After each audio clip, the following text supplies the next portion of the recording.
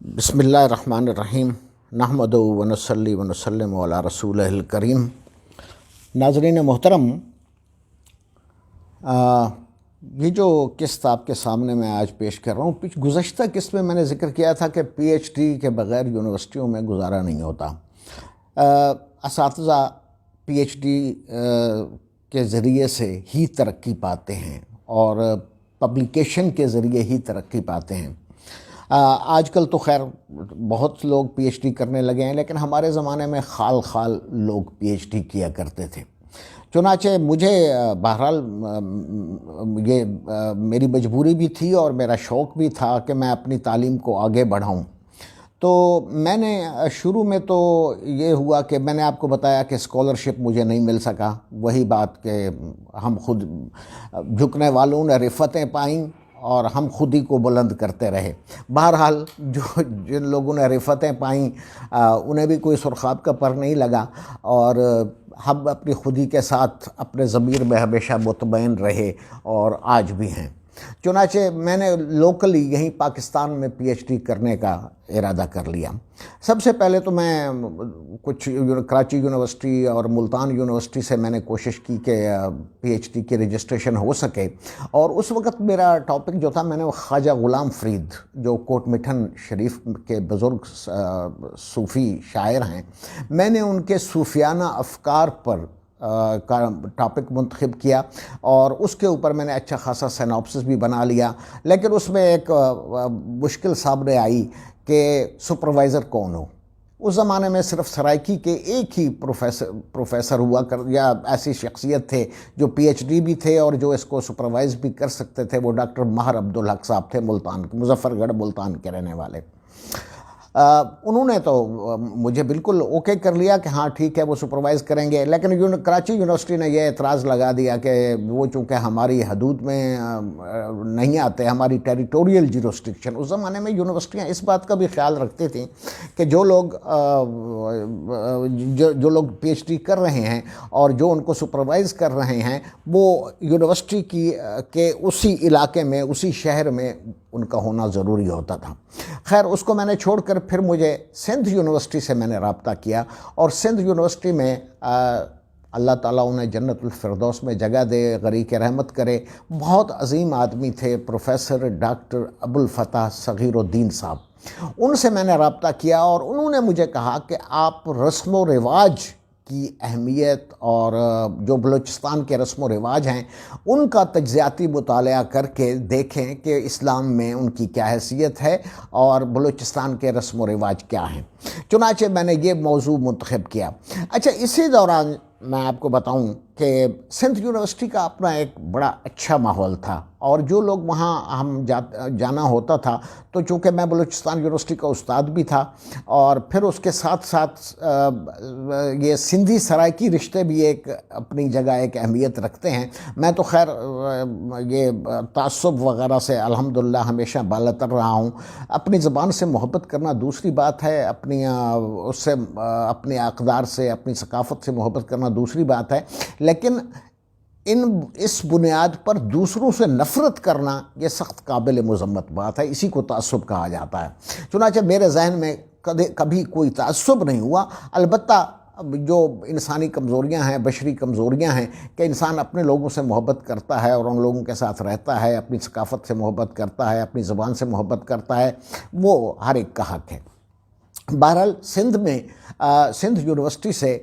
میں نے رجسٹریشن کروائی پی ایچ ڈی کی، اور پھر بالآخر میں نے وہاں بھی یہ بعض لوگ شاید یہ سمجھتے ہیں کہ پاکستان میں رہ کر پی ایچ ڈی کرنا بہت آسان ہے اور باہر کے ملکوں میں جا کر پی ایچ ڈی کرنا بہت مشکل ہے،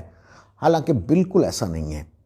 آپ یقین مانیے کہ پاکستان کی یونیورسٹیوں میں جب انسان نوکری بھی کر رہا ہو، جب انسان اپنے اہل و عیال کو بھی پال رہا ہو، جب لائبریریاں بھی محدود ہوں، جب آپ کے سپروائزر بھی کہیں اور بیٹھے ہوئے ہوں، اور جب آپ کو مواد بھی میسر نہ ہوتا ہو، اس حالت میں پی ایچ ڈی کرنا جان جوکھوں کا کام ہے۔ پاکستان کے اندر رہ کر پی ایچ ڈی کرنا باہر کی نسبت بہت مشکل ہے۔ باہر تو آپ چلے جاتے ہیں، آپ یہاں کی تمام ذمہ داریوں سے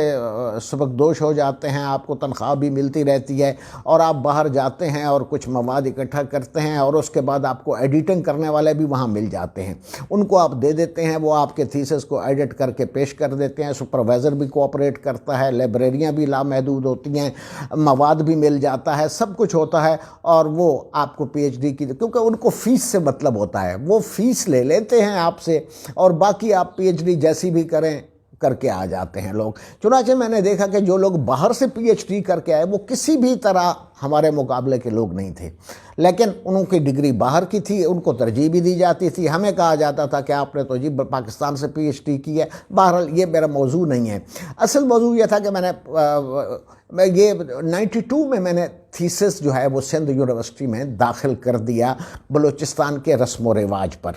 لیکن سلسلہ قسمت، اچھا میرا یہ بھی ایمان ہے کہ ہر کام کے لیے ایک وقت مقرر ہے۔ آپ کی تو خواہش ہوتی ہے کہ جو میں کام کرنا چاہتا ہوں یہ فوری طور پر ہو جائے، لیکن ایسا ہوتا نہیں ہے۔ یعنی جو اللہ تعالیٰ کی طرف سے جس طرح کام کا ہونا یا نہ ہونا، یعنی یہ بھی ہو سکتا ہے کہ کام ہو جائے اگر اللہ کی منظوری ہے، اور اگر اللہ کی طرف سے اجازت نہیں ہے تو کام نہیں ہوگا۔ پھر اس کے بعد کہ کام کو کس وقت ہونا ہے، انسان تو بڑا جلد باز ہے، وہ تو چاہتا ہے کہ میں صاحب الغرض مجنون، عربی میں کہتے ہیں کہ صاحب غرض جو ہوتا ہے، جس کا مطلب ہوتا ہے وہ پاگل ہوتا ہے، یعنی وہ چاہتا ہے کہ یہ چیز فوری طور پر مل جائے، میرا کام فوری طور پر ہو جائے، لیکن ہوتا اسی وقت ہے جب اللہ تعالیٰ کی طرف سے اس کی اپروول آتی ہے۔ تو یہی کیفیت کہ میں نے 92 میں تھیسس سبمٹ کیا، لیکن ڈگری ملنے میں مجھے 2 سال لگ گئے۔ وہ ایک جن لوگوں کو تھیسس بھیجا گیا انہوں نے رپورٹ بھیجنے میں اتنی تاخیر کر دی کہ 2 سال مزید ضائع ہو گئے۔ however پی ایچ ڈی میں نے سندھ یونیورسٹی سے لی، بہت بڑا سیمینار منعقد ہوا، اس وقت جی الانا صاحب جو ہیں وہ سندھ یونیورسٹی کے وائس چانسلر تھے، انہوں نے خود اس سیمینار کو پریزائڈ کیا، اور پوری یونیورسٹی کے اساتذہ جو کہ وائس چانسلر آئے ہوئے تھے، لہٰذا سارے اساتذہ بھی اکٹھے ہو گئے، بڑے سوال جواب مجھ سے ہوئے، اور میں نے ہر موضوع پر ان کی تشفی کرائی، اور اس کے بعد جا کر انہوں نے مجھے کہا کہ جی آپ کو مبارکباد، ہم آپ کو پی ایچ ڈی کی ڈگری دیتے ہیں۔ بہرحال یہ ایک مشکل سفر تھا، مواد بھی کا تلاش کرنا، پھر اس کو ترتیب دینا، پھر نوکری بھی ساتھ کرنا، اور اسکالرشپ کا نہ ہونا،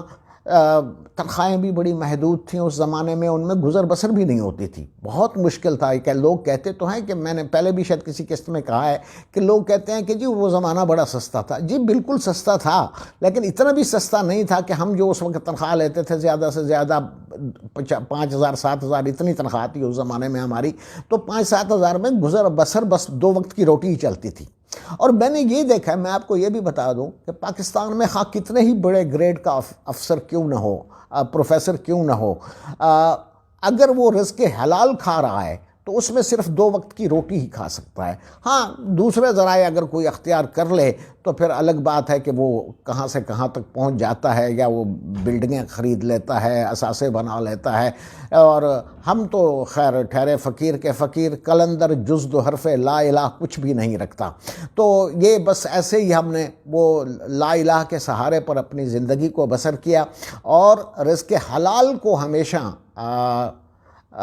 ترجیح دی، اور کوشش، ویسے بھی ایک پروفیسر کے لیے رزق حرام کے ذرائع ہوتے ہی کون سے ہیں؟ یہ اگر میں یعنی ایک آدمی وہ کہتے ہیں کہ جی آپ جب آپ کا بس نہیں چلتا تو پھر آپ اپنی تعریف کرتے ہیں کہ جی میں رزق حلال کھاتا ہوں۔ یہ حقیقت ہے کہ ایک پروفیسر کے پاس کوئی دوسرے ذرائع اختیار کرنے کا کوئی موقع بھی نہیں ہوتا، لیکن پھر بھی لوگ ادھر ادھر بڑی کوششیں کرتے ہیں۔ آپ نے دیکھا ہے کہ بہت سے وائس چانسلرز کو سزائیں بھی ہوئی ہیں، کرپشن کے کیسز بھی پکڑے جاتے ہیں اور ہوتے ہیں، لیکن ہم الحمدللہ ہمارا دامن ان سے پاک رہا۔ بہرحال اتنا نہ بڑھا پاکی داماں کی حکایت، دامن کو ذرا دیکھ، ذرا بند قبا دیکھ۔ تعریف مقصود نہیں ہے، تعریف صرف اللہ کی، باقی انسان بڑا کمزور ہے، انسان بہت ضعیف ہے، انسان جلد باز ہے، انسان اپنی عاقبت کو نہیں سوچتا، بلکہ دنیا کے حوالے سے انسان کو یہ ہوتی ہے کہ یہ سب کچھ دنیا ہے، حالانکہ جائے گا جب یہاں سے کچھ بھی نہ پاس ہوگا، دو گز کفن کا ٹکڑا تیرا لباس ہوگا۔ اللہ تعالی ہمیں اچھی نیت، اچھے ارادے اور رزق حلال سب کو میسر ہو، اسی میں خیر ہے، اسی میں برکت ہے۔ برکت ایک ایسی چیز ہے، برکت کا لفظ میرے منہ پہ آ گیا،